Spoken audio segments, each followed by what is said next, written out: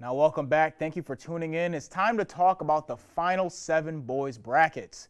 For bracket number 7, Maryland's Newtown plays against New Jersey's Linden at Wycomico High School, and St. Maria Goretti plays against PA's Father Judge. Then on Wednesday, Hereford faces Coach Miller's North Carolina Bulldogs on Court 1 of the Civic Center, and on Court 2, Fairmount Heights plays against Coach Phil Hand's St. Paul's.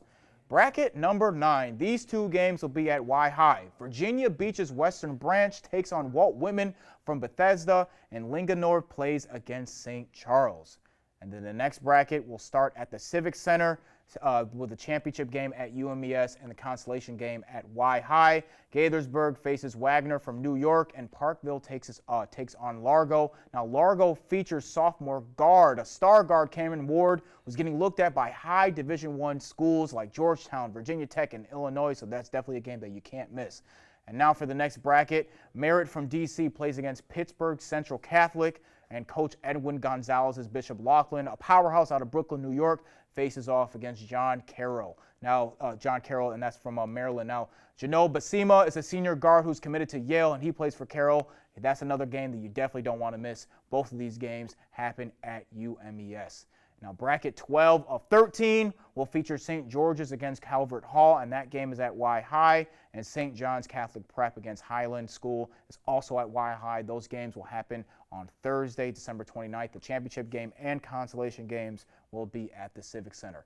And the final bracket, bracket number 13, will feature Gilman and Virginia Academy. Those games are at that game is at Y-High, and Caravel against Archbishop Carroll, is at UMES. Now, Caravel was one of the best teams in Delaware last season, going 16-3 before losing to St. Andrews in the second round.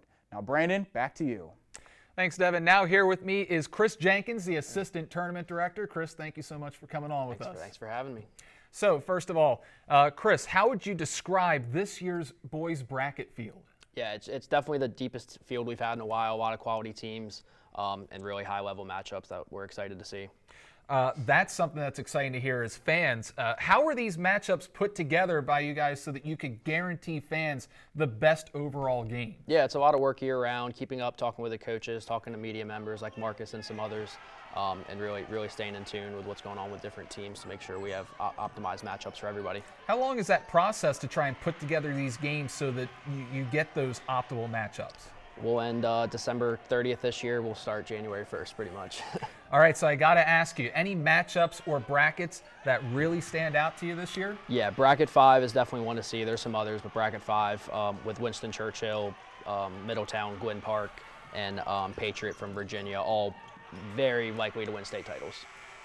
All likely to win state titles or at least compete in their Absolutely. Respective divisions. Absolutely. All right, thank you so much, Chris, for coming on with us. Thank you. Thank you for breaking down all of those, and we're coming back with more Governor's Challenge selection show coverage on this year's DSI selection show. Hey, this is Kevin O'Connor with Easton Basketball and Football, and you're watching Delmarva Sports Insider.